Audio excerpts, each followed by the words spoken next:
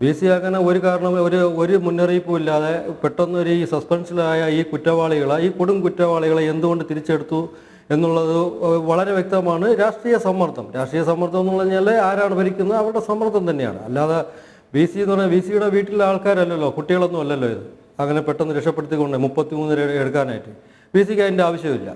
അപ്പോൾ അതിൻ്റെ ആവശ്യമുള്ളത് ആർക്കാണ്?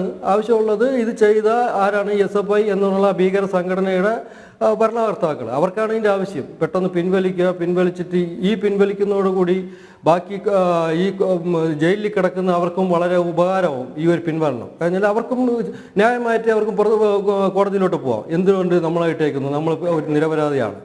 അതിൻ്റെ ഒരു മുന്നോടിയായിട്ടാണ് ശരിക്കും ഈ ഒരു ചലനം ആദ്യം ഇപ്പോൾ ഉണ്ടായത്. അപ്പോൾ ഇവർക്ക് ഇത് സസ്പെൻഷൻ കിട്ടുമ്പോഴേ എല്ലാവർക്കും പോവാം, എനിക്കും വേണം, എന്നെ എന്തിന് ജയിലിട്ടേക്കുന്നു.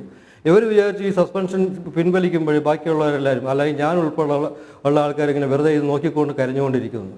അത് അവർക്ക് തെറ്റിപ്പോയി. കാരണം അവർക്ക് രാഷ്ട്രീയക്കാരെ അവർ സംരക്ഷിക്കട്ടെ, അല്ലെങ്കിൽ രാഷ്ട്രീയത്തിന് വേണ്ടി പ്രവർത്തിച്ചോട്ടെ, എനിക്കതിന് യാതൊരു വിരോധമില്ല, അതെന്നെ സംബന്ധിക്കുന്ന കാര്യമല്ല. പക്ഷേ ഈ ഒരു കേസിൽ അവർ ഏത് രാഷ്ട്രീയം കളിച്ചു കഴിഞ്ഞാലും അതിൽ ഞാൻ ഇടപെടുക ചെയ്യാം. എന്നെ കൊണ്ട് ചെയ്യാൻ കഴിയുന്നിടത്തോളം ഞാൻ അതിൽ ഇടപെടും. എനിക്ക് വെറുതെ ഇരിക്കാൻ കഴിയില്ല. കാരണം ഈ പാർട്ടിക്കാരെ അല്ലെങ്കിൽ ആൾക്കാരെല്ലാം രക്ഷപ്പെടുത്തിക്കൊണ്ട് പോവേണ്ട പൂർണ്ണ ഉത്തരവാദിത്വം അല്ല ചുമതല ഉണ്ട് ഈ ഇതിൽ ഉൾപ്പെട്ടിട്ടുള്ള ഈ ഭരണകർത്താക്കൾക്ക്. കാരണം അവരാ കുട്ടി സഹാക്കളാണല്ലോ ഇത്രയും വലിയ ക്രൂരകൃത്യം ചെയ്തത്, അവരാ ഭീകര സംഘടനയാണല്ലോ ചെയ്തത്. അതുകൊണ്ട് അവരെ രക്ഷിക്കേണ്ടത് അത്യാവശ്യമാണ്. അവരത് ചെയ്തു, അത് അവരുടെ ഡ്യൂട്ടി അവർ ചെയ്തു. ശരി, രക്ഷപ്പെടുത്തിക്കൊണ്ട് പോകട്ടെ, എനിക്ക് കുഴപ്പമൊന്നുമില്ല. ഞാൻ എൻ്റെ ഡ്യൂട്ടി ചെയ്യും എന്നാണ്. എൻ്റെ ഡ്യൂട്ടി എന്ന് പറഞ്ഞാൽ എനിക്ക് എൻ്റെ മകന് നീതി കിട്ടാൻ വേണ്ടിയിട്ട് ഞാനത് ഫൈറ്റ് ചെയ്യും.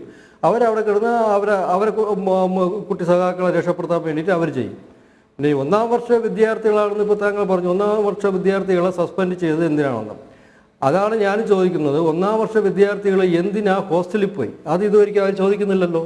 അതിന് വി സി മറുപടി തന്നല്ലേ പറ്റുള്ളൂ. വി സി ഇപ്പോൾ രാജിവെച്ചാലും ഈ ഉത്തരവാദിത്വത്തിൽ നിന്ന് വി സിക്ക് ഒഴിഞ്ഞു മാറാൻ പറ്റില്ല.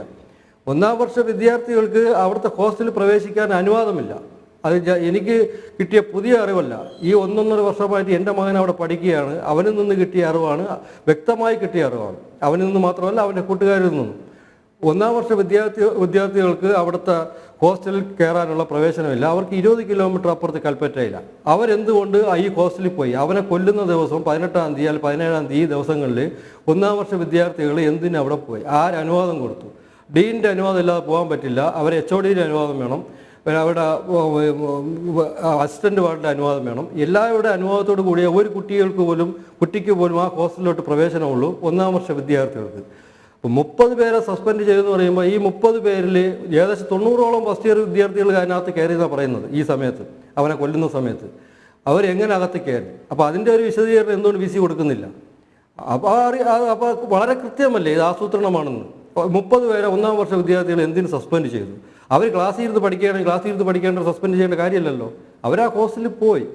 അപ്പോൾ എന്തിനു പോയി എന്നുള്ള കാര്യം കൂടെ വി സി വിശദീകരിച്ചേ പറ്റുള്ളൂ. ഇപ്പോൾ വി സി പറയുന്നത് ഞാനല്ലായിരുന്നു ആ സമയത്തുള്ള വി സി. അങ്ങനെ ഒഴിഞ്ഞു മാറാൻ പറ്റില്ല. കാര്യം എന്ന് വെച്ചാൽ വി സിയുള്ള ജോലി എന്ന് പറഞ്ഞാൽ വെറും ഒരു പ്യൂണിൻ്റെ ജോലിയല്ല. അത് ഇന്നത്തെ സാറുമാർ പോയി കഴിഞ്ഞാൽ വേറൊരാൾ വന്നു കഴിഞ്ഞാലും പഴയ ആളിൻ്റെ ഉത്തരവാദിത്വം അതിന് ഉത്തരം പറഞ്ഞേ പറ്റുള്ളൂ പുതിയ ആൾ. ഈ പറഞ്ഞവർ ഒരാഴ്ച കഴിഞ്ഞിട്ട് രാജിവെച്ച് പോകുന്നു, കിട്ടാവുന്ന മാക്സിമം അഴിമതി അങ്ങ് ചെയ്യുന്നു, രാജിവെച്ച് പോകുന്നു. അടുത്തൊരാൾ വന്നു കഴിഞ്ഞാൽ ഇത് തന്നെ ചെയ്തുകൊണ്ടിരിക്കും. എല്ലാവരും ഉത്തരവാദിത്തത്തിൽ നിന്ന് പെട്ടെന്ന് മാറും. അവരെ കൊണ്ട് ചെയ്യാൻ പറ്റുന്ന മാക്സിമം അഴിമതി അല്ലെങ്കിൽ മാക്സിമം രക്ഷപ്പെടുത്തൽ അങ്ങ് ചെയ്യുന്നു, അവരങ്ങ് പോകുന്നു. ഇതാണ് ചെയ്തുകൊണ്ടിരിക്കുന്നത്. ഇത് ഞാൻ നിസ്സഹായനായിരിക്കും നോക്കിക്കൊണ്ടിരിക്കുന്നത് ഈ കാര്യം, ഇതെന്തെല്ലാം നടക്കുന്നതെന്ന്.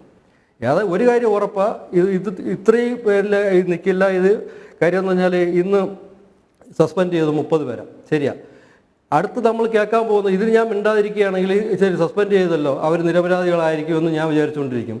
അടുത്ത ആഴ്ച ഞാൻ കേൾക്കാൻ പോകുന്നത് ജയിലിൽ കിടക്കുന്നവരെയും വി സി കണ്ടുപിടിച്ചു, അവർ കുറ്റവാളികളല്ല, അവരും നിരപരാധികളാണ്, അവരെ സസ്പെൻഷൻ പിൻവലിച്ചു.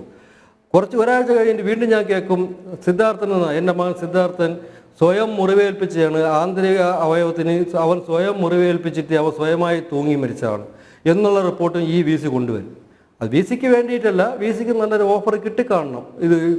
നീ ഇങ്ങനെയൊക്കെ പറഞ്ഞല്ലേ, ഇയാൾക്ക് പറഞ്ഞു കഴിഞ്ഞാൽ നിന്നെ ഞാൻ സംരക്ഷിച്ചോളാം, അല്ലെങ്കിൽ ഇവിടെ നിന്ന് രാജിവെച്ച് പോയി കഴിഞ്ഞാലും നിൻ്റെ കുടുംബമോ അല്ലെങ്കിൽ നിനക്ക് നല്ലൊരു സ്ഥാനം തന്നുകൊള്ളാം എന്നുള്ളത് ഭരണപക്ഷത്ത് നിന്ന് ഉറപ്പായിട്ടും വി സിക്ക് അത് ഒരു ഉറപ്പ് കിട്ടിക്കാണും. ഇല്ലെങ്കിൽ ഇത്രത്തോളം വളരെ വൃത്തികെട്ട ഒരു ഗെയിം വി സി അത് എടുക്കില്ല. അത് അവരുടെ കാര്യം, എനിക്കറിയേണ്ട കാര്യമില്ല. പക്ഷേ ഇനി ഇങ്ങനെ വിട്ടുകൊടുത്തു കഴിഞ്ഞാൽ എല്ലാ പേരും സുഖമായിട്ട് ജയിലിൽ നിന്ന് പുറത്തിറങ്ങിയിട്ട് അവരിൽ നിന്ന് ഈ കോമാളിയെ പോലെ നമ്മൾ നോക്കിച്ചിരിക്കും. നമ്മൾ അതിനെയും കോമാളിയായിട്ട് നമ്മളിങ്ങനെ നോക്കിക്കൊണ്ടിരിക്കേണ്ടി വരും. അത് എനിക്ക് ഇന്ന് രാവിലെ ഫീൽ ചെയ്ത കാര്യം. അതുകൊണ്ട് തന്നെയാണ് ഞാൻ എന്നാൽ കൊണ്ട് കഴിയുന്ന കാര്യങ്ങളൊക്കെ ചെയ്യാൻ വേണ്ടി ഇറങ്ങിയത്.